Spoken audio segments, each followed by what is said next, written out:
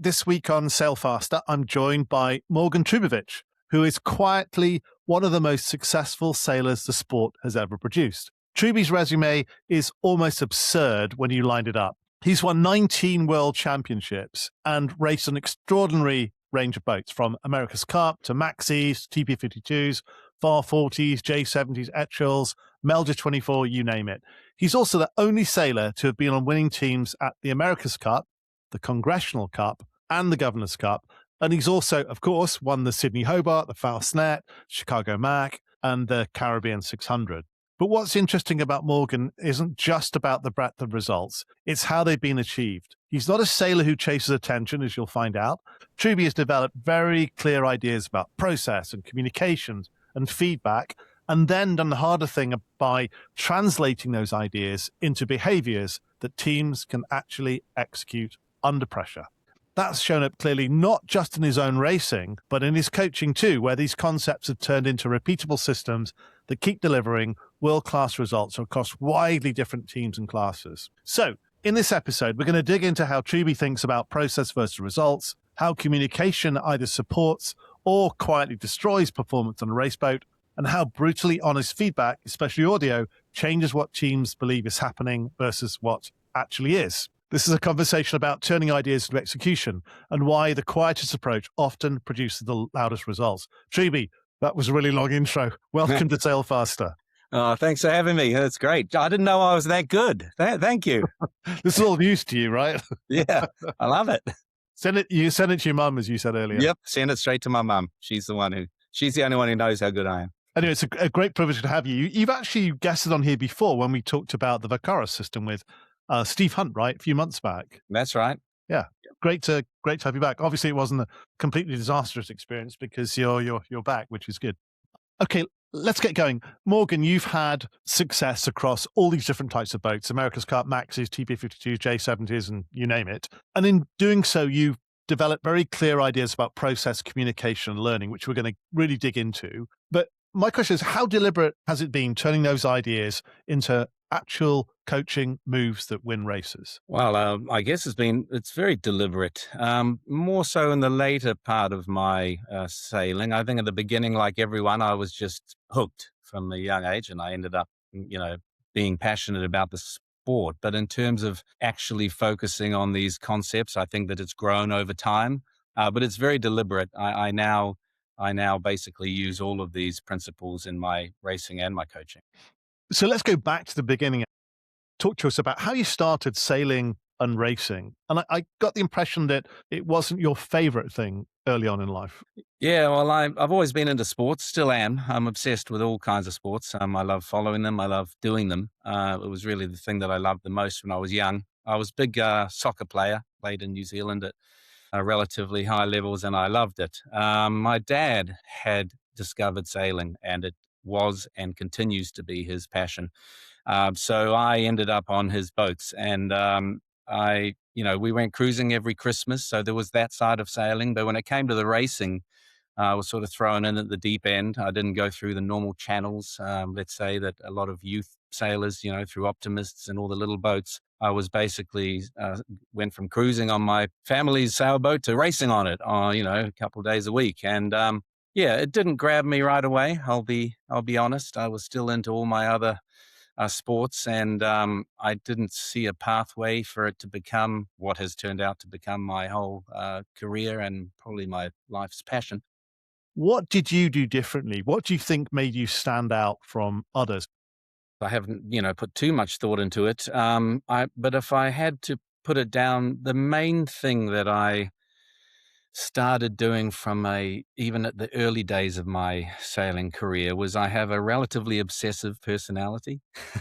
Anyone who knows me will attest to that. And I think it probably served me well. I don't think you have to have an obsessive personality, but for me, I was very curious about, the next thing to improve the way the boat was going. I wasn't really, even in the early days, I wasn't focused on the results as much, probably more so than I am now. Probably in the early days, I was much like anyone, thinking that was where success was in the results. But then I quite quickly started to enjoy the process of trying new things, setting up systems to make the boat go a little bit better and to have a better time on board. I think that's probably carried on through, and it hasn't died down for me. This obsession or curiosity, some athletes call it.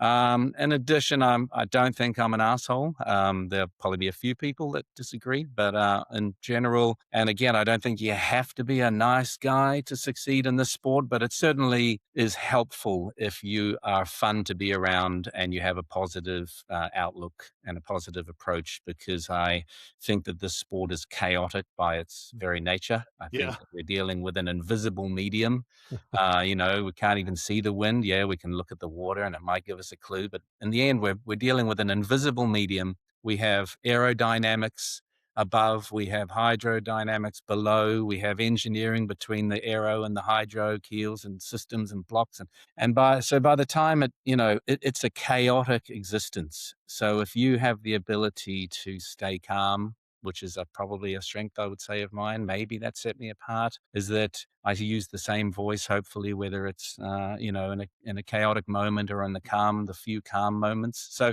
I would say that's it. A obsessive personality combined with a non-asshole approach. It is such a complex, multifaceted environment that the only way to deal with that is to become obsessive. Everything's at play. Everything is a factor into the performance of your boat. Yeah, maybe another thing, now that I think about it, and I'm only just developing this theory. I have a lot of theories because I have no memory, so I have to come up with theories to boil it down to something basic.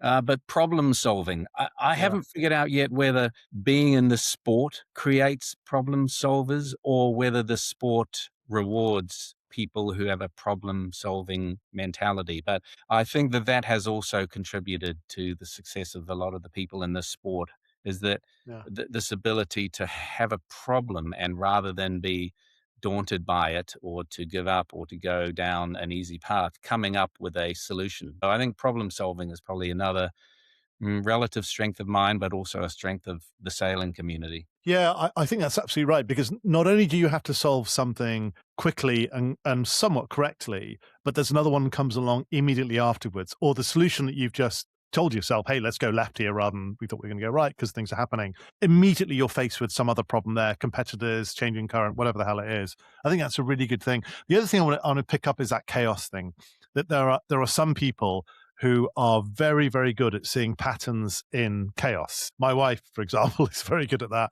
I'm not. I have to get everything perfectly planned before I can start, like doing a bloody podcast, that sort of thing. But I'm so envious of people who, in chaos, and it can be chaos of different factors happening, it could be noise, whatever it is, to be able to pick a pattern and make a decision in that and move forward is a real skill that's got to help you in this business. Yeah, I think calm heads win, probably in life, but certainly in our industry.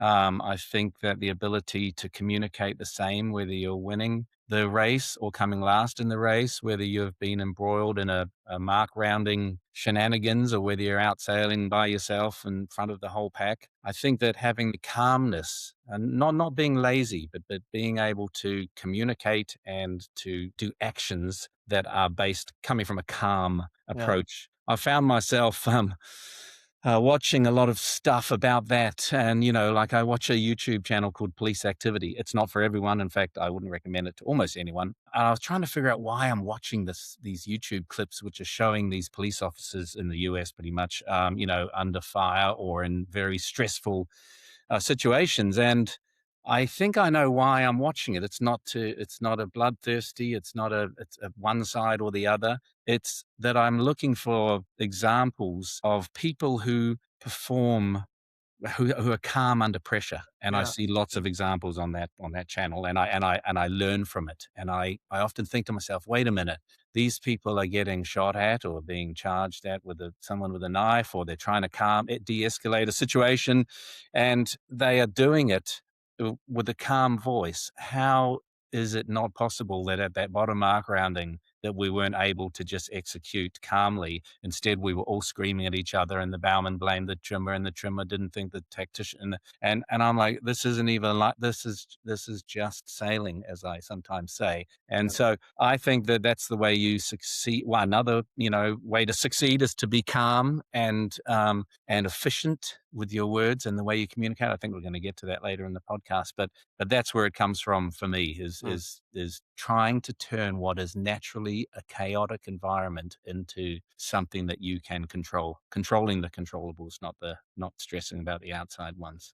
I've always liked having people on my boat, and I've been lucky to have that, who even during the countdown to the start, when they go, we go a minute, then 45, and then from 30, maybe they'll say every second or every 5 seconds. And sometimes that voice gets higher and higher pitched, and it transmits some, tension throughout the boat, but often that voice is just calm. There's shit happening, people are shouting, but somebody's still going 6, 5, 4, 3, 2, 1. It just it centers everybody in the boat. I think that's my own small example of that. Yeah, and that's just jogged my memory. One of my early sailing experiences, international at least, was the Blind Sailing World Championships. They called them the VIP, Visually Impaired People Sailing World Championships. Hmm. They hosted the first inaugural World Championship in Auckland, New Zealand. The following year was in Perth, Western Australia. And if you've just watched Sail GP, that's where we were sailing. Absolutely mad. But you talking about that, made me remember maybe that was another contributing factor to me grabbing quite early onto this idea that communication is so important and being calm under pressure. Because what I learned from having our skipper, our driver, Mark Mulcair, unbelievable sailor, he was in the category of completely blind. And so I was his sighted tactician. And so there were two sighted and two visually impaired. And so a totally blind driver, and 25 knots and massive waves, and these boats are crashing around, hacking around. All the other boats are being driven by people that have no vision. I can tell you that is where I quickly learned that if I escalated my voice, it had a direct link to the tiller. And so if I was able to talk us into paint the picture, so to speak, into a situation, if we're just ducking a 36-foot boat with 4 people and 25 knots and big waves with 2 of them can't see, that's where you learn that down, down, down, down, down, down, down, down, down doesn't work. There's a boat coming. It's 30 seconds away. It's looking like we have to duck them. I'm going to let the main off now. Let's bear away. Okay, good. Down another 10 degrees. Okay, hold that angle coming up. Now, every time that I've raised my voice or talked in a different way, we didn't do the right thing on the rudder, and it was through no fault of his. So maybe that was, now that you talk about your crewmate, that, you can even hear the elevation of the emotion coming in. And it is emotional. I'm not saying that sailing doesn't have to be, you don't have to make it boring, but you have to make it repeatable and make it based on facts, not opinions or emotion. That's my feeling. It's so hard, though. I mean, it's really easy for us to sit here and say that, but you're in a crossing situation near the starboard lay line, and Yep. the championship is up for it. It's very difficult. But Yep. the But visually you're not getting impaired, shot at. You're not getting shot at. yeah, that's true. It's You should be able to find a way to communicate calmly. Yeah. well, some of it is also just thrill and excitement of being in the moment to doing it. You can't help it. But that visually impaired people's regatta, that must be one of the most difficult things you could ever do in those conditions, both as the drivers and also as the sighted people as well. I can't imagine. For sure. And I think, without even knowing it, maybe that was something that quickly accelerated me down the path of communication and positivity and, this idea that I've carried on. I'm still telling everyone to do it if they can do it now in my career. So I Mm. won't stop. And I think maybe that's one place where it started. No, I can imagine. But you've had a tremendous success as a crew member on some of the sort of top boats in the world. What do you think you brought and bring to the team? Well, again, I think that approach that I'm talking about, process focus over results focus. I probably am the worst trimmer in the world at telling you the scores of any regatta that I've ever sailed in. And on any given day, I am literally the last person you're going to want to ask what the scores are because I don't look at them. So I think that, and with if you want someone to be in charge of that, just make sure it's not me. But I don't think that I focus on the now, and I think I took that obsessive problem solving approach that was just my natural way of being, whether it's sailing or in my house. And I took it onto the boats. So I think that was an advantage is that people knew that they could rely on me to just do my job.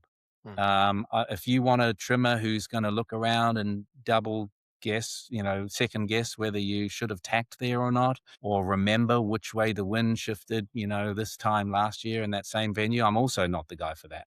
But if my approach was the most success I ever had was when I was with teams where everyone did that same approach in their role. The main trimmer was doing the main with very small overlaps between the tasks. The boats where my system doesn't work as if, man, I would argue any boat that has this whole system wouldn't work is the massive overlap between roles where we call them the trimticians, the trimmers who think they're tacticians, or the pitman, the pitman who thinks they're the tactician, or the tactician who thinks that they should be in the boat doing all of the trimming adjustments, or always telling you about the traveler rather than trying to look out of the boat for that next shift. I think that that's probably one of my biggest strengths is that you just know that I'm going to do my job 100% of my ability, and it's still not going to be good enough, but it's going to be better than all of the people who don't commit just to their job. Yeah.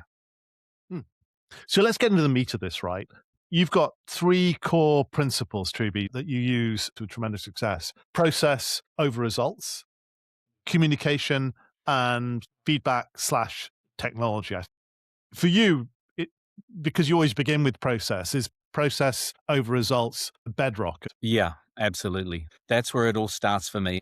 What I mean by process over results is there's a quote that I love. If you focus on the result, you'll never change. But if you focus on change, you will get the results. And I really do believe that. I think that in our industry, the difference is if you're just going into a day saying, my goal today is to be in the top five or to win this race or to win this regatta, that hasn't gotten you any closer to winning or coming in the top five. What are you actually going to do? What are the actions? What are the processes that you're going to execute consistently over time? And so to me, that's what process over results focus on the process, the actions.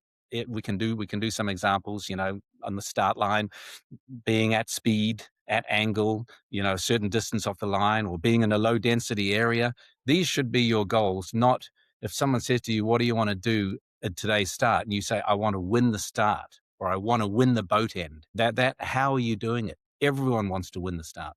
So that to me, and then the byproduct is that pressure comes down. We'll talk about it in more detail. But the thing that I found is once I was physically approaching this process over results, my anxiety levels dropped, which allowed me to actually perform the actions in the process even more so. So the results tended to come, even though I wasn't focusing just on results. So do you think the anxiety dropped because it's always about that thing about trying to control what you can actually control? Because you can't control what competitors do, but you can control, presumably, to a greater or lesser extent, how the start goes, how neatly you round a weather mark, that sort of thing. Presumably, it's always so much easier in life to. They always say about focus on what you can control. Yeah, absolutely. The controllables, and they're in the now. Another one of my quotes that I love is results are the receipt, not the work. So, the actual work isn't the result. The work is what you do in the now. The the results are a lagging indicator of your performance. What you do now, the only thing you have right now is the actions that you're performing. The process is another name for processes, probably. So what happens is when you are focused on the now, your your concentration, all of your energy, all of your anxiety is on just performing that thing that you've done over and over again, letting the jib sheet off at the right time, coming out with the jib at the right setting before you trim it on, watching the boat speed build.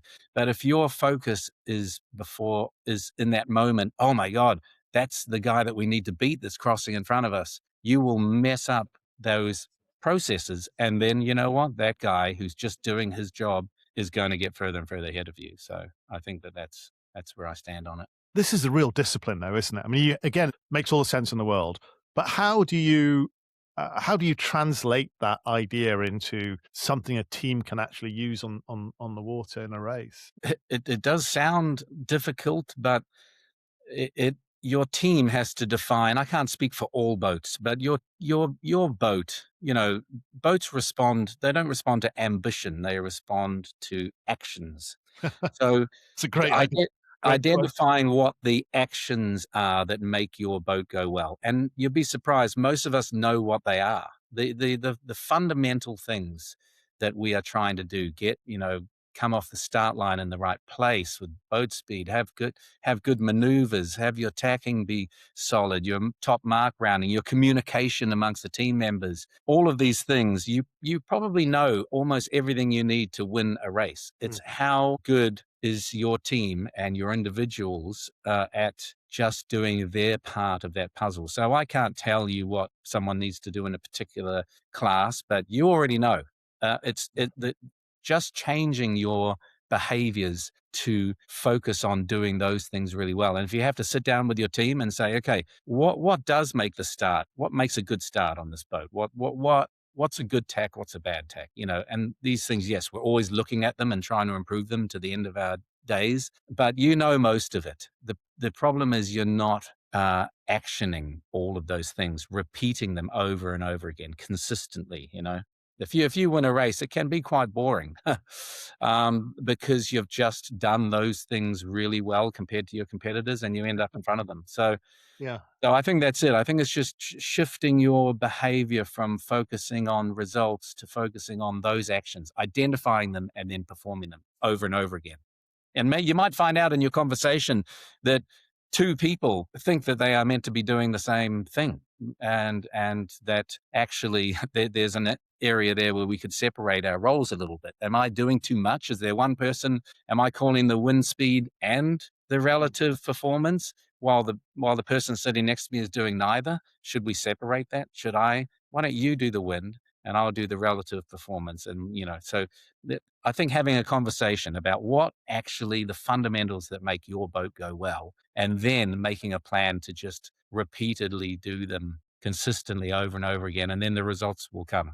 I love the idea of breaking it down and to really get that as efficient as possible. And then presumably it's about focusing on, let's get these three things right during this race. It must be about excluding everything else. I think that's a great idea. It start off simple. Pick one thing or two things or three things, no more than three things that you feel that you want to focus on in your particular role. If everyone did that, the boat will go so much better. I give that example of a team that I was coaching recently in a world championship, and at breakfast I said, okay, to each individual, there's only three people, four people on the boat. I said, what are you focusing on today? And the driver said, top 10 finish. And I said, okay, everyone at this world championship is trying to get a top 10 finish. How are you going to achieve a top 10 finish? What are your things that you're going to contribute? And he had to think about it for a while. And, luckily we'd spend enough time together. He knew, and he said, well, I'm going to listen to my tactician. I'm going to communicate. When I'm spoken to, I'm going to say copy at the end of it. And I'm going to look at the telltales and focus completely on the telltales and not look around at everything else. There's three things. And I said, okay, luckily he went first. The other three crew, they knew that the incorrect answer that they may have given was have a great performance, top 10, or win a race, or move up the ladder board from 12th to 8th, and they knew that that would have been the wrong answer. So suddenly all three of them gave their three things that they knew would make the boat go better. And that was it. Imagine if we hadn't had that conversation. Basically, four people would have gone into that day saying the goal is to win. And that's not a goal. That's what happens when your goals are doing things well. So, Truby, I'm curious about how many times those 3 or 4 things that you want a team to focus really hard on, to the exclusion of other things, is all around the start, and how much is it? How much is it usually around other things? How you, how you raise and douse the spinnaker or something like that. Yeah, well, as we all know, anyone who does this for a sport knows that the start is an incredibly important part of the race. I can't give it a percentage because I would say that every day is different, but there's no question that it's more than 50% all of the time of the race is getting off the start line in great shape. So, yes, your actions, your processes in the start are very important. I will also say, though, that, and we see it more and more these days, is that having an even start, but having trouble with your boat speed, your performance through the water, is not going to win either. So I think that starting is super important. I actually have a spreadsheet when I'm coaching and I record the teams that I coach. I record their positions at every mark. But I've also added a who leads at Mark 1 and then whether they win the race or not. Now, over time, this spreadsheet has become valuable. In the M32 class, we've got 5 years um, of these numbers that I haven't missed a mark yet. And we're starting to learn patterns. I basically did that so that we could identify where our weaknesses and strengths might have been. If we come out of an event or a day and we've gained 21 boats upwind and we've lost 15 boats downwind, we know to focus either for the next event or for the next day on that. But what's come of it is I've started learning, really how many races are converted from leading at Mark 1.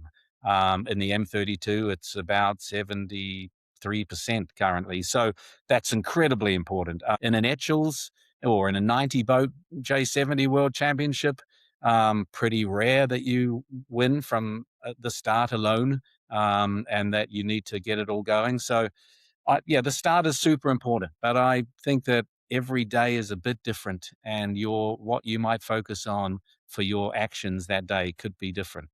I love this notion of process over results. But was there any sort of moment or example that you thought really encapsulates what this is all about? Yeah, I wasn't getting a lot of them from people I sailed with. So I thought that maybe I was alone in my obsession with the process and the lack of, I wouldn't say caring, but the lack of focus on the results. And I thought I might be the odd one out. But the first example that really bolstered my confidence in continuing down this path, this approach, was at the Oracle campaign, America's Cup campaign in Valencia in 2007. The team invited some athletes to come hang out with us. He didn't even give us a speech, but it was Carl Lewis. I already knew him even growing up in New Zealand.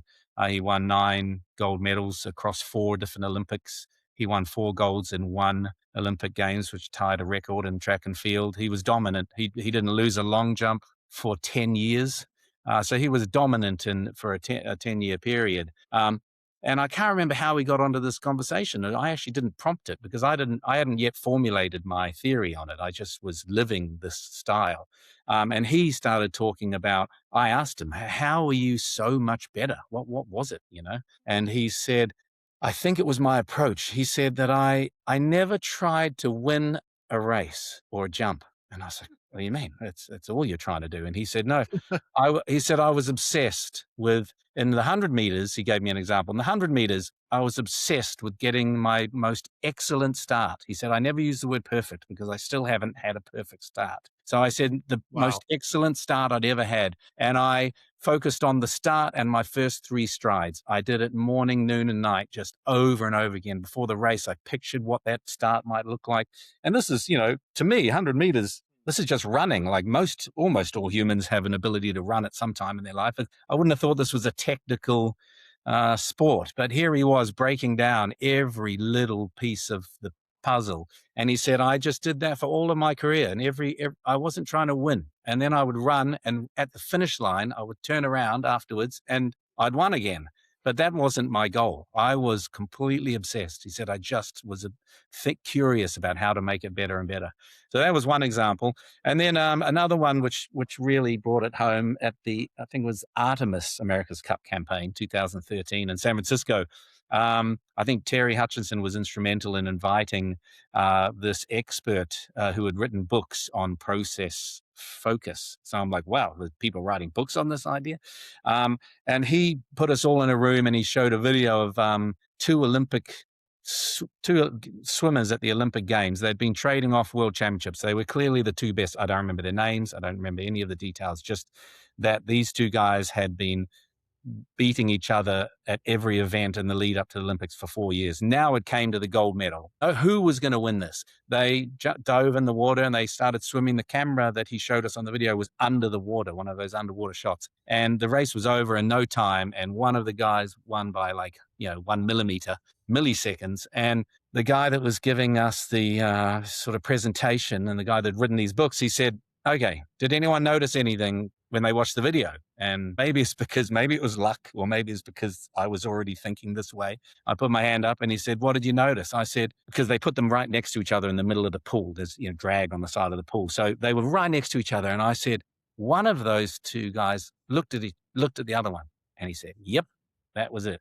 So after all these years of training and it came down to the guy that was just obsessed with getting his next stroke right. And the other guy, world class, would have been the gold medalist if not for the fact that he had a competitor that was level pegging with him. And he just looked just for a moment and that was it. And I was like, well, there you go. There's another example of that. That's us looking at our phones at the results before and after sailing, not going, okay, what can we do better to get off that start line in better shape? Or why did we mess up the top mark rounding, or our tacks don't feel great? But the other swimmer is the guy doing all those things right. And the one that lost was the one who just went out there looking at yachtscoring.com and came in and straight away looked at yachtscoring.com. That's just the receipt. That's not the work. I say that I wasn't getting a lot of mentorship from other sailors. We all tended to be focused on the results. But I have now got an example of a sailor who I consider to be the best sailor on the planet right now, Tom Slingsby.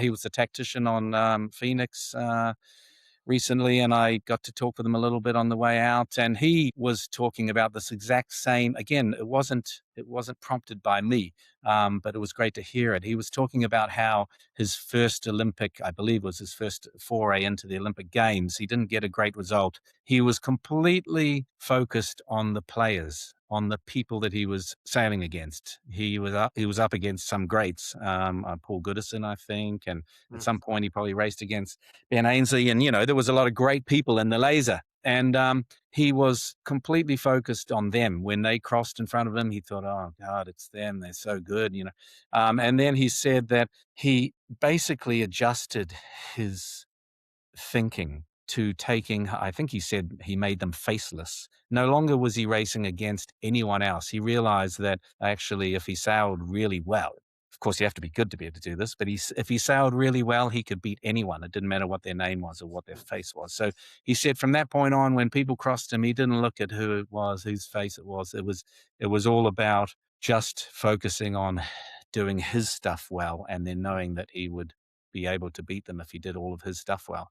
So that was my first sort of example where a sailor had sort of talked like that Carl Lewis approach. It's really interesting. I can offer the opposite of doing the wrong thing. At a national windsurfing championship years ago, a race in the 80s in England, I remember one of the top guys in the fleet was going to cross me. It wasn't very strong winds. And no, I was going to cross him. I was, 17, 18 years of age. Was intimidated by the fact that I was going to cross this guy who was probably going to end up second or third. And I let him cross me, which I've always, if I probably think about that like once a year. But if I do, I think, you fucking idiot. Why didn't you just go straight on? It's just the opposite of, it was the face put me off. So I think that you're not alone. It's just that you need this moment where you're like, wait a minute. Is there another way to do it? And of course, it takes the pressure off if you don't think you're racing against the best people in the world. If you think you could be the best person in the world if you just do your job right. No, I never thought that. But hey, one thing I'm interested in is that when you see a team starting to adopt this behavior of process over results, what changes on that boat? What looks and sounds different on that boat when they're doing that? Well, it's pretty clear the first thing that happens is that pressure gets reduced. Mm. Never completely to zero, but a big reduction in this anxiety and the pressure that you're under. When you're just focused on the results, that's a lot of pressure because without a plan of how you're going to actually get a better result, it's just pressure. And the complete opposite applies when you no longer focus on the results and you focus on the actions and the processes themselves. The pressure gets reduced. So you will notice straight away if your team shifts to this approach or makes a move in that direction, the first thing you notice is that the pressure comes down. Now, that's a good thing. This is not being lazy. This is not trying as hard. This is genuinely trying even harder, but with less pressure to give you the space to communicate clearly, to do your job really well. It gives you a clearer mind. Anxiety, it's there for a reason, but it can be really detrimental if it's not, if it's about something you can't control. So that's the biggest one. Anxiety levels down. Which is absolutely crucial on a race course. That's really 100%. interesting. It Yeah. just becomes a better day out for everybody, doesn't it? Yeah, In that yeah, world. exactly. I could say it's more it's more fun as well, because now you're on this common goal of just perfecting your tacks and your jibes and your starts, and that's fun. It's not fun saying I want to win. It's everyone wants to win. So Yeah, I guess on the side benefit is that just from I'm playing back what you've just said really, it's about everybody united knowing everybody on board knows these are the three things we're going to focus on. There must be some great efficiencies in sort of that sense of having unified team if you've got those are your goals and everybody knows it. absolutely. Okay, so that's the first key principle of yours, which is about focus on process over results on the race course. In part two of this discussion with Truby, we'll talk about communication and technology, which are the other two principles behind his racing success. So see you then. All right, now we can just roll into Okay. two. Okay, good. I did. I did this question on process that I thought about this morning. Is that we met? I'll ask you it, but and then tell me if it's forget it or just move on or not. But I was thinking, I love the idea of process over. I love this idea. I'm completely bought into it. And my I think as I told you, my team once told me, don't worry about being top five. You know, when it's good, we'll have a good day if we do these things right. Work well. But I was thinking that works well. You're approaching the windward mark. You know that you've got to be, last windward mark, last weather mark. If you're in the top 5 or 6, you might win the regatta. And you're coming in on port and you've got the starboard, queue of people coming down to the weather mark. The decision you make about where to go through there, and sort of level of risk you take, sometimes makes results at that point actually become more important, because I think if I just focus on just doing what's right, I'll probably I'll do fine. But if I take that bit of risk because I know the result I need to get, then maybe you know what I'm saying, No, right? it's a great point. I actually had thought about that as well. Is that we do look at the results before the final race. That is a time when with 2 races to go, there's still no better approach than trying to win Let me ask a question in a much shorter way then. Yeah, Because it sounds like if we've got a minute here, it's good. Because yeah, I think this is what people are going to be thinking on the race course, right? Okay, yeah, this sounds great, but I know yeah, that last stage. yeah, Um, Chibi, surely there are times when results do take precedent over process. And what I mean by that is that there's that how much risk are you willing to take on when you're trying to cut through into the starboard ley line that's going down to the weather mark. At that point, if you know you've got to be in the top 8 or 6 to be on the podium or something like that, that might be is that a case when you actually switch to, okay, make the results matter at that point? Do you know what I yeah. mean? Yeah, absolutely. Well, I don't. I think the processes always matter. That's even a process. Getting through a fleet of boats that are coming down, choosing, communicating clearly, all the things that you learn of how to get through a fleet of boats and not get in trouble. But yes, absolutely, that is a time when knowing what the results are at the very least are important. We typically, most of the teams that I've sailed with and coached, if there are 2 races remaining in the event, there's usually no better solution than to try to have your best possible performance and result in the second to last race. The last race, however, can be different. And it being aware of the point spread, how many you have to gain on this guy, how many you have to, you can be behind this guy. And that might make some adjustments to your risk and reward profile. But Yeah. that's all still part of the process is how do you maintain that gap or increase that gap? And yes, are there times when you would make a decision because you know what the results are? Absolutely. And there's a required result? Absolutely. But I don't think you ever throw away the idea that there's just a right way to do it every time. Yeah, it makes total sense, right? That you have to have the process right and focus on everything you're doing around the Yeah. race course for sure. I Yeah. get it. So I'll figure out either kill that or put it in because it's Okay. quite interesting. The only one I left out, which I wouldn't mind mentioning, Yeah. Ryan McKillen, just a real Oh, one, the sort of Sail GP. almost to finish off the M32. Yeah. But Yeah. just the idea that he he never expressed to me. I won't say all of this. I'll do the short version, but he never sort of expressed to me that he wasn't necessarily taking up my concepts on. Okay. I'm He's gonna ask you then. This is yeah. about him on the podium Yeah, saying, this "I is thought it was him bullshit." saying, I thought it was bullshit for So years. let me ask you whether anybody had to ever push back on this, Yeah, because that's a good one to give. yeah. So Chibi, has anybody ever pushed back on this sort of principle of process over results? I wouldn't say it's been a direct pushback. I can't read people's minds. There's probably a lot of people that are not believers, let's say, and they have their own approach. Um, and you don't hear about it until, they tell you that they're not big buyers in. One example, recently we won the M32 World Championships in Miami. Same team, Surge. I've been coaching them 5 years.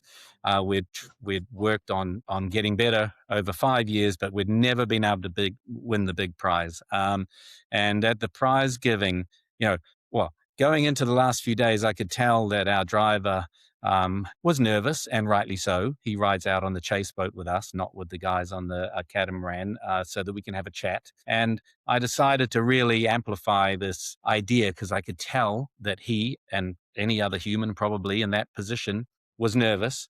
And I started telling him that to not focus on whether we win or not, but to do those things that we'd identified every night and every morning for 5 years. And we picked a couple of them. And he did it. Not only did he do it because I watched it on the GoPro and I heard it on the comms, but at the prize giving, he admitted to me the truth, which is he thanked all of the team members. When he got to me, he said, this is our coach. I'll be honest. For 5 years, you've been doing this stuff about process over results. And quite honestly, I thought it was bullshit until today. And I just thought that was funny. Yeah. So he could have told me for the last 5 years that he was inside, he was shaking his head or rolling his eyes, but he might have buy-in now because I could see the pressure come off him when I said, this is what you need to focus on. Listen to Taylor, pull the helm, don't oversteer, concentrate on the target boat speed that they give you. Just do those 3 things, say copy when you're spoken to or give an immediate action so they know that they've been heard and they don't have to repeat themselves. 3 or 4 things. And he did all of those things and they won. But it was funny. Yeah. So no direct pushback. No one said to me, what a crock of shit. But I think that there are probably a lot of doubters that just need more time, or maybe maybe they just want to check yacht scoring. It's just part of their daily routine. But at least he's on the podium doing that. So that's Yeah, not true. a bad time to feel rejection. Yeah, true. So, Chibi, let's move on to principle number 2, which is about communication. Obviously, we all know on boats and in teams that communication is a key element, but it is really, really, really difficult. I reread one of your Sailing World articles that set out a bunch of different principles. I read all these and I thought, absolutely right. These are all really good. You nod your head as you read them. But then you sort of sit back and think, but how the hell do you apply all of those? That must be so difficult. It really is a discipline. But tell us about your approach to communication anyway. Yeah, well, you're dead right. It's a skill. And like all skills, you don't just decide to do it. You have to decide that you want to get better at it and then just consistently keep working on it. And communication to me, still have never sailed any race on a boat or witnessed one from the coach boat that was perfect communication. I don't even think it exists. Really? That's really interesting. Yeah. I think that if you communicate at 72%, you're going to beat all of the fleet that are at 45 to 60%. So this constantly evolving, communication idea is what I'm a big fan of. And specifically, I think that, and maybe you got it from my article, but, the boats are noisy. That's something that we have versus, tennis or something else. We've got a lot of noise. It's hard to be heard. Choosing your words carefully, using the right amount of volume without it sounding like panic, um, acknowledging when you've been spoken to, not using ambiguous words is a good one. Also saying someone's name before you request something from them rather than, "By the way, I want a John," and then John turns around, it's too late. Yeah. So so there are concepts that I think are worth applying. But like you said, this is not something that you just get better at right away. You just have to commit to it. Are we communicating effectively? And I know the answer. It's no on every boat that you sail on and on every boat that I sail on. Are we communicating as well as we can? No. Okay. Which things stood out as being issues? And then let's work on them. There's always that rule of thumb, isn't there, that the quiet boats are the ones at the top of the fleet. What's your read on that? Yeah, I mean, first of all, is that true? And I agree in some respects. I think quiet in terms of not inaccurate or useless information being spoken. But at the same time, I think that teams respond well to effective air communication. A completely silent boat would get nowhere. But are you saying the right things? And I know the answer already. Most of us are saying things that all of the words don't need to be used. And some of them are. So are they accurate? Have you chosen your words carefully? Was there a way to communicate without even speaking at all? Non-verbal communication, very underutilized in our industry. But yeah, a noisy boat is never good. A silent boat isn't great. A boat that has a really efficient, clear communication is the best way to go. And it's a pleasure when you hear it. Now that I'm listening to all of these microphones on all the boats that I coach, it's so interesting. It stands out right away. Whether they sound like air traffic control, which is my goal, like Navy SEALs or air traffic controllers or police under fire, good ones. These people set the standard for being able to just say the correct thing at the right time. And then you've got the chaos communicators, which is everyone talking over each other, panic ensuing, communicating differently, whether they're coming last or first in a race. I can listen to a minute of audio and tell you already whether your team has got a long way to go on communication or just less distance. So if you ever came onto my boat, which is very unlikely, but I would love for it to happen, before we leave the dock, are there sort of communication rules that you insist on? Before you leave the dock, I think if you read my article that I wrote, or if you develop your own, I don't think that it's not a morning discussion. How are we going to communicate? But it is an evening discussion. How did we communicate? Because then you learn. But I think that going out there with this idea that maybe try dialing down the amount of talk that you do. Often I've been on high-level professional boats where someone's finally said, "Hey, it's too loud, it's too noisy," which is, you want to get to that before you have to say it. So say a few less words, choose your words carefully, speak loudly with confidence when you do have something accurate to say. Say someone's name before you refer to the thing you want from them. And acknowledge that you've been spoken to. All of those you could remind each other every morning. But I think that afterwards, having a discussion like, where did we break down in communication? One interesting thing, I was sailing with someone who once, we were on the RC-44s, and we had an error, and he went back and looked through all the stuff, and he came back and he said, and I've taken it from him, but he said, almost every other mistake in sailing, this one, although it did not appear to be from a breakdown in communication, was from a breakdown in communication. You'll be shocked how many times errors come up in boats that somewhere in the lead up to that error came from an omission or an inaccurate communication. So I actually think that there are very few, and it may seem completely, the spinnaker comes falling down at the top mark because you didn't close the jammer. That's not communication. That's someone forgetting to close the jammer.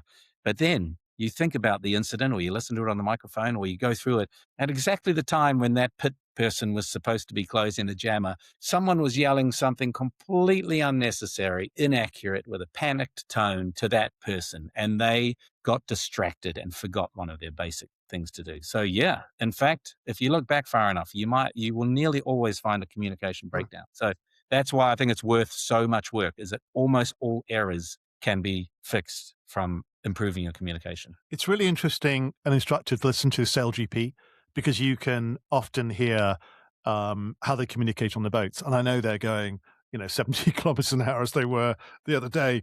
There's 5 or 6 people there, but the hierarchy of communication, who says what, when, and the tone was really, really important. There's no extraneous conversation at all. This is obvious for top teams, pilots, sort of airline pilots, and they tend to have this rule. Now, let me start again. You mentioned air traffic control. I know that airline pilots, most airlines have this rule that after you've left the gate and you're taxiing to the runway up to, 10,000 feet, you're not allowed to say anything that isn't directly connected to, I suppose, checklists and what we're doing, what that sort of, or safety, that sort of thing. So there's no chit chat, there's no chatter. And I've always wanted to sort of instill that as you're out coming from the marina out to the start line. I always wanted to sort of halfway to say, right, this is the barrier. We're now in no chit chat. We're in race mode. Is that anything that you guys do as professionals, or how does that work? Yeah, there's never a enforced silence, but absolutely. The SailGP is a great example. Like, that one is hard to fault. Like, when was the last time you heard comms saying, no, Yeah. and that group of people are probably at the top of communication performance, and they've got there because they've all won gold medals and, world championships, and they're the top of the top. So there's not, that is a great place to look at these people under a lot of pressure going really fast and still being able to communicate clearly.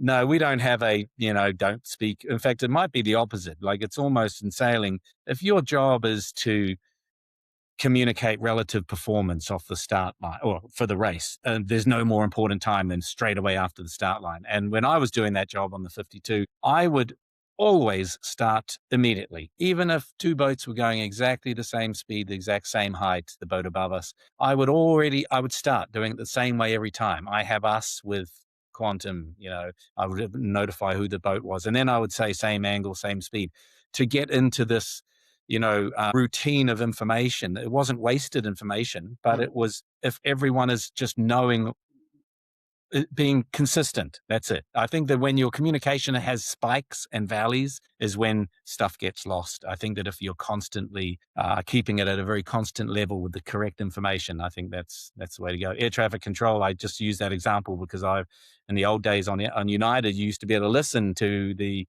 pilot and the air traffic, and I always remember thinking, God, this is so clinically efficient. There was never any emotion. And now you get to a Grand Prix sailboat, and I listen to the comms, and it's like down, down, down, down, down, up, up, up, up, stop, go down.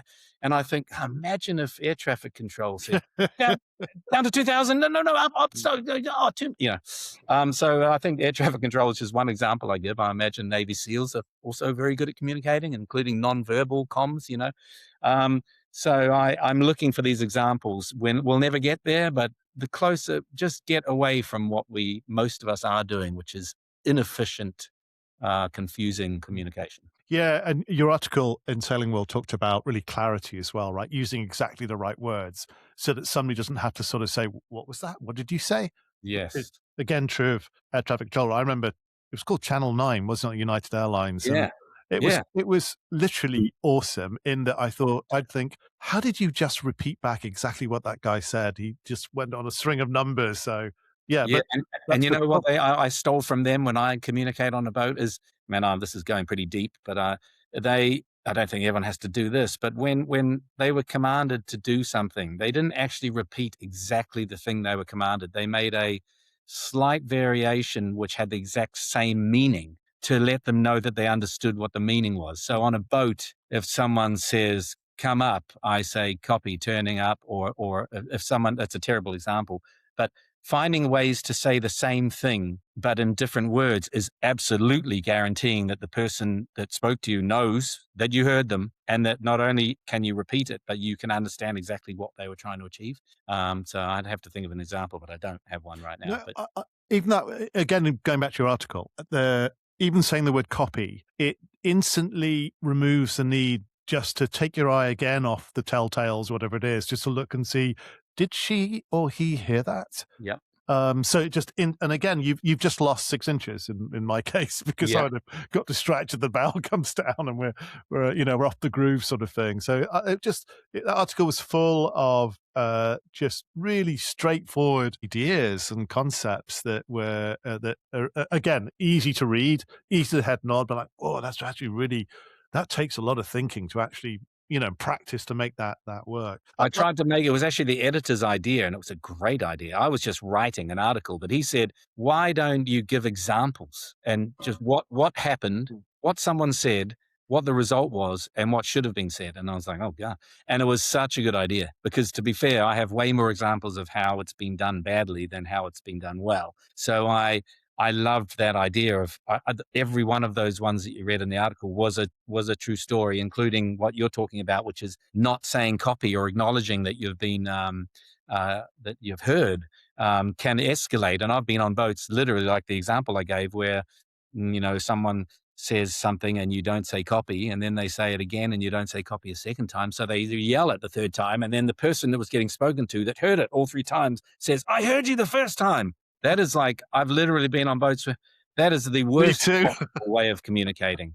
If you just acknowledged it the first time, we all could have moved on to the next Because thing. And everybody is now distracted from whatever they 100%. were doing. You've lost 6 inches of foot, and Yeah, you yeah, lose the yeah. reactor. There's nothing quite like the copy. There's I nothing was like really intrigued by the first thing you said in the introduction was about um, you've something about the best boat you've been on only ranked like a 70%, only rated a 70% in terms of its, I guess, communication efficiency. I was really surprised to hear that. Well, I mean, I'm making up the number. There's no way to Yeah, measure it. I know But that, I'm but telling you, it's probably accurate. I really do think, and it's such a pleasure when I have been on boats that have gotten to a level where it feels like it's effective and efficient. But even then, there are examples on that race and that day where we could have done it much better. So I'm giving it an arbitrary number, but yeah. there's a lot. The point being that I'm coaching guys and girls who have won world championships, who have won gold medals, and these people are established and they're champions. But we are finding examples every day of where there was a breakdown in the chaos, in the communication during a chaotic moment, or even just in the straight line. And so, these teams, I've given them I've issued a challenge, and one of them did a pretty good job a couple of weeks ago in the Etchells, where um, when we listen to the onboard, we're going to get to this idea of having a device. But when you listen, even if, imagine you didn't have a recording, you just were dropped in and you had no idea where the team was in the race. Can you tell? The champion communicators, you can't tell whether you're first, mid-fleet, last, just got embroiled at a mark rounding, or have had a race with just no one around you. It's the same. It's this, air traffic control. You're not telling whether they had a bad day or a good day or a good landing, they're just consistent. And then the real fun ones are when you drop into a team where, with your eyes closed, I could listen to the audio and tell you roughly what position they are in the race. And that is inefficient communication, because that is where emotion and errors in communication creep in, because you are affected by the outside things. And that communication, the only way you'll get back in the race is to communicate the same efficient way that you've identified as being the best way to communicate. So, That's really interesting. So you can guess what's going on just yep, by the tone and yep. volume and content of the conversation. Really interesting. Yeah. And I'm relatively new in my coaching pathway, but give me time because it would be a fun challenge. You send me the microphone off a boat, and I'll tell you without them discussing where they are in the race. I'll tell you whether they're doing well or not. And if you can't tell, it means they're communicating really well. It's really interesting. I'm absolutely loving this. This is my favorite podcast today, I think. It's so interesting. Good. Um, okay, Truby, let's move on to the third core principle for you, and that's about feedback systems slash technology, whatever we want to call it there. You are, you're obviously a big proponent of sailing technology. How has that worked for you over time? How have you used technology in your sailing career? No, that's a stupid thing to say, isn't it? That's taken us No, nowhere. it's whatever you're good at this. You do whatever you No, feel. it's bullshit. Do it Uh, three different ways if you want, and just pick the best one. It's your all choice. right, let's try. I mean, I'll go back to it then. So, Truby, let's go on to the third core principle, which is around technology and feedback and that sort of thing. You're obviously a big proponent of sailing technology. How do you build that into your sailing every day? Either sailing, racing on. How do I say racing yourself? Forget Racing on boats yourself. it. Yeah, it's English, Pete. Let me try it a third time. So, so let's move on to the third core principle here, Truby, which is around technology and feedback system. You are a big proponent of sailing technology. How do you use it in both your sailing that you do and racing you do yourself, and also in coaching? Yeah, well, first, I like your word feedback. Technology, I think we had this discussion earlier offline, but the idea that, the word technology, whilst probably correct by definition, is often the purists might think that we're replacing the human um, skills and innovation with boring technology.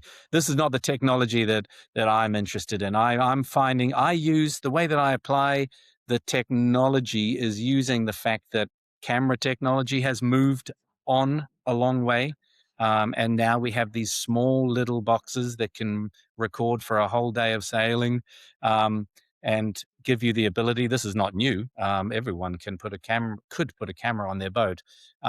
But I have cameras on the boat. I'm starting to add them in more places. I have them on the sails now. This is not a necessary requirement. This is just me feeling like I wanted to take the next jump as I get a grasp of the basic use of all this stuff. Now I'm starting to get advanced, and so putting a camera on the jib and the main, we're already getting some benefits from it in the classes that I'm doing that with. But at its very basic level, using a camera to record what happens on the boat and what I think we'll get to, but the real big learner for me the last few years is having clear audio off the boat. I think that it makes everything more interesting and accelerates the learning curve more than any other device. I would even argue that the microphone is doing a better job of gaining us of accelerating our learning than the camera. So I can stop there. No, it's good. I was going to say that that sort of is a good segue from we were talking about communication. That for you, it's really interesting to hear that the audio is over cameras. Let me try and ask you that. Um, so that's really interesting because I didn't expect you to say that. I mean, I know we've just done this big section on communication. I know that's a core principle, but I didn't expect you to say that the audio actually is a more valued resource for you than the camera, which I think I took away from that. Can you unpack that, as they say? Yeah, well, it's all been new to me as well. Anyone will tell you that watching an Etchells race, a video of a start from someone's iPhone with no sound at all, is not an exciting sport to watch. We also know most of the people that sail and watch this podcast. We know that I think there's a large delta between the excitement of performing and participating in this sport is the ratio of that to maybe how exciting it is to watch. So it sort of started there, it basically getting audio off the boat has made the debriefing process more interesting. What has happened, though, is that it has now become, I didn't realize how important it would become. The benefits that it brings are much larger than expected. Hmm. Namely that we can improve our communication. This is the main reason it works. Um, I'll give an example. The Victor Diaz de Leon, who is the tactician on a lot of the boats that I'm coaching, and also I've sailed with him, and we won a couple of world championships recently sailing together. Top guy. He was taking audio from when he had his when he was racing on the quantum racing in the TP52. He was asking for the audio files and was listening to them when he got home while he was riding his bicycle, listening for little nuances when he might have been able to communicate it a little bit better, or playing through scenarios again. And then just the other day, he asked me, "Can you send me our Etchel's audio file?" He didn't say, "Can you make a video using the GoPro on the bow and the GoPro on the back and the drone footage and the data?" Of all of those things, the thing he was most interested in was being able to ride his bike or sit at home and listen to the audio and find places where he could improve. So Wow. he obviously knows that he obviously knows that I believe it's the most important part of sailing and maybe life, and it's most utilized or focused on. So the microphone by default instantly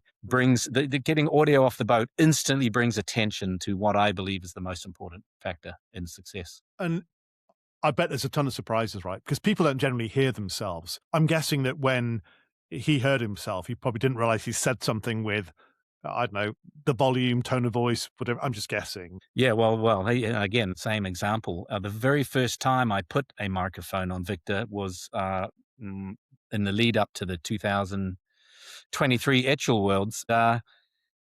I put it on. He didn't really know. I just stuck this waterproof pouch in his jacket. And, he knew it was there, but he didn't. He probably wasn't complete. He just sailed like he normally. We had a debrief that night, and at the end of it, he let the team leave, and he said, "Is that what I always sound like?"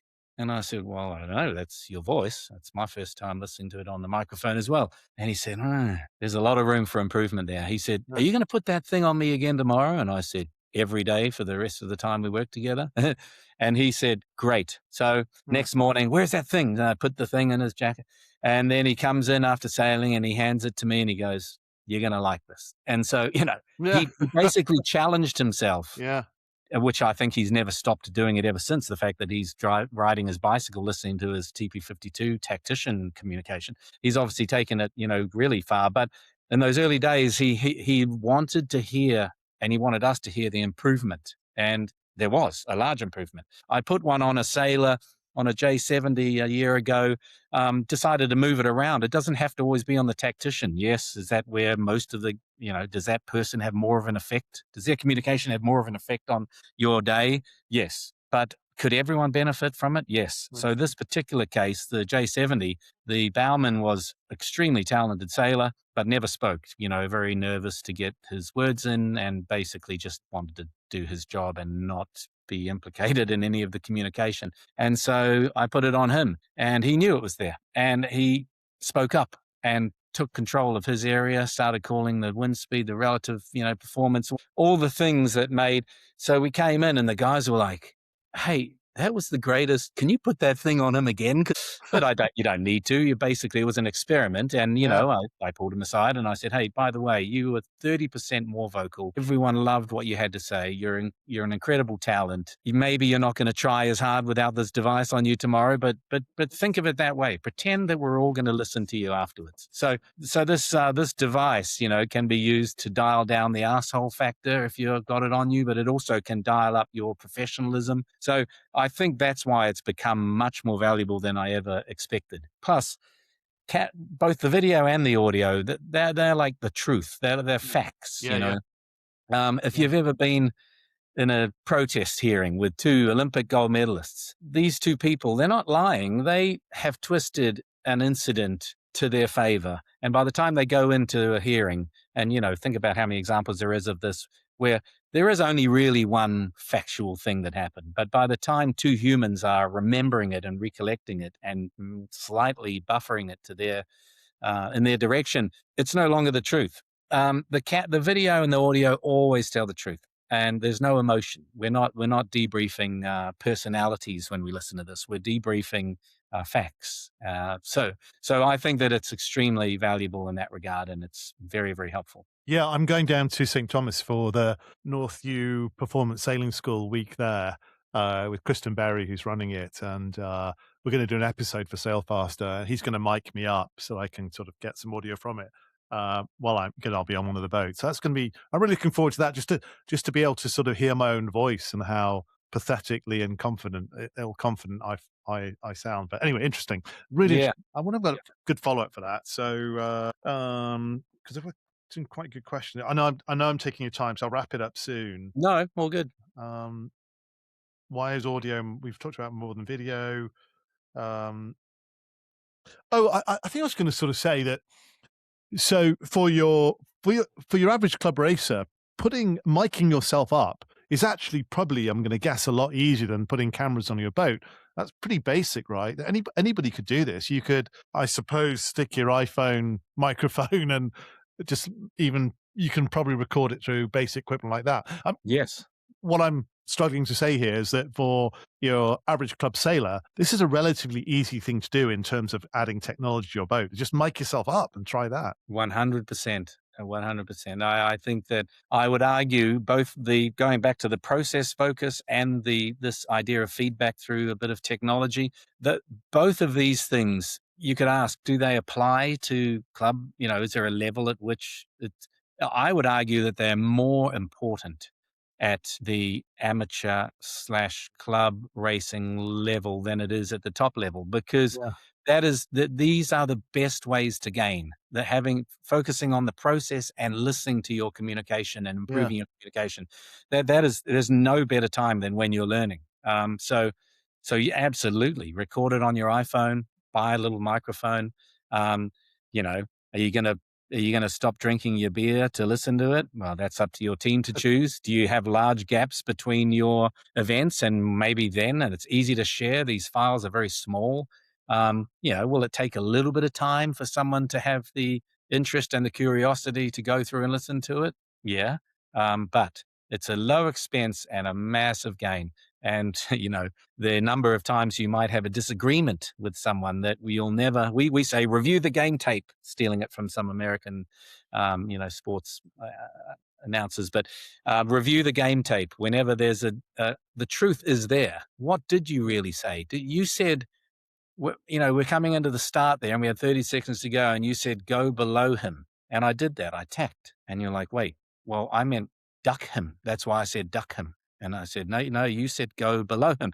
And you review it. And sure enough, you said go below him. Then the team has to decide, okay, what would we rather say? We'd rather use the word tack and not go below, because that could be ambiguous. So there's an example that's literally I'm taking from a high level team where after years of sailing together, we had a massive error where the tactician said go below him and the driver didn't do the thing that the tactician wanted. So those little things you'll be able to pick up just from recording it on your iPhone. That's not a bad idea. Now, if you're ready to spend a little bit more money, there is a new camera in town, the DJI camera versus the GoPro, that you can buy a microphone. Those two things synchronize together. I've been testing it this week, and I'll be using it for all of the rest of my time. So when you watch your GoPro video of the start, you no longer have the wind noise on the GoPro. For that extra $59 for life, you have this microphone which automatically puts the clear audio onto the video. So you're instantly watching a video with clear comps. That will be the next level up from just having your iPhone recording a voice memo, and involves less risk of dropping your iPhone in the water. So there are, the technology is moving, getting more accessible and more efficient. So that's one example where you could do it. Yeah, just on the side, that's the brand that Kristen talked to me this morning about, DJI, that he was suggesting that we use that next week. So that's good. I've just purchased 3 whole packages of it. I mean, three cameras and 3 microphones for all the boats I'm coaching, because I've been a GoPro GoPro loyalist forever, and they've been for me the battery always terrible battery. They overheat. They're glitchy. In daylight I can never actually see, is it on or off? terrible. I've never got good. Fortunately to admit, the DJI is a far superior product. Um, I mean, this is great. I mean, I think we're pretty much done actually. So I think we've covered everything. But from your point of view, I've got like an hour and a half here, which is amazing. I think you said, I've got your questions for the end of it. Yeah. Um, What should sailors yeah. stop doing? I And was going to ask the final question. If a competitive sailor wanted to improve right now, what's the first concept they should stop talking about, actually start doing? Is that yeah, try that? You know what that is, right? yeah. Okay.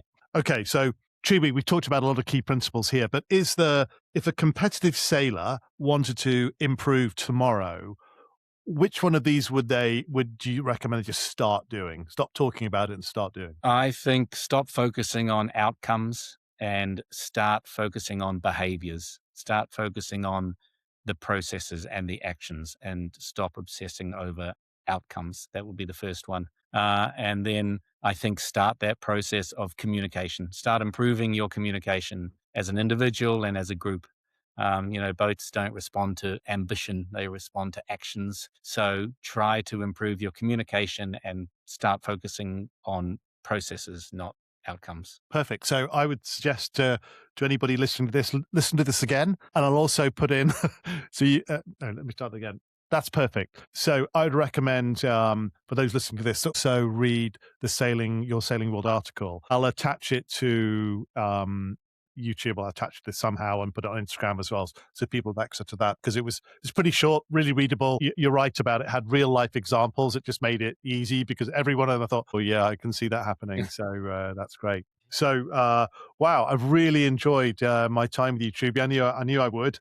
But you're not an arsehole, I can confirm that, so based on this. But thank you so much for taking the time. I know you're incredibly busy, incredibly successful, that sort of thing. So I really appreciate you taking time with Sailfast today. What's your next big event, by the way? Tomorrow, back down to Miami, where I do most of my winter work, sailing with Steve Hunt, another of your Oh podcast yeah, say hi to Steve. participants. Again, that speaking of communication, he is probably the best I've sailed with. And so I love sailing with him because it allows me to continue down that path of improving my own and also learning some of the ways that he does it so well. Sailing with him in the J70s. And then right Wow. afterwards, one day break, and then coaching Victor and the World Championship winning team from 2023. We're having another go at the 2026 Etchell Worlds and a second team, War Canoe. So I'm coaching two Etchells. So just bouncing between sailing and coaching all winter long. If you're not on YouTube, you can't see the big smile that Truby has as he's talking about this. So this is a guy who's pretty happy with that kind of agenda ahead of him, and I'm not surprised at all. Yeah, there's an Arctic blast, is what they've described outside my house. Everything is completely frozen. The Arctic blast it's apparently it feels like 5 degrees in the wind. So good timing to head south and do some more sailing. They did have snow in Florida a few days ago. Oh, gosh, But darn it. by the time you get there, it's going to be Yeah, 70, you're right. 75 and sunny. So, Yeah, that's it. Truby, thanks so much. Great to Thank see you. It's you. been a pleasure. I'm Appreciate it. really honored that you asked me, and it helps me to try to get some of these ideas that spin around in my brain and actually have them make enough sense that someone else could hear them and not wonder what the F I'm talking about. So I appreciate the chance to get Yeah, no. I got better thanks to you. I don't think so. I think you're already pretty good. The honor's totally mine. Thanks, mate. See you on the Thanks, water. mate. See ya.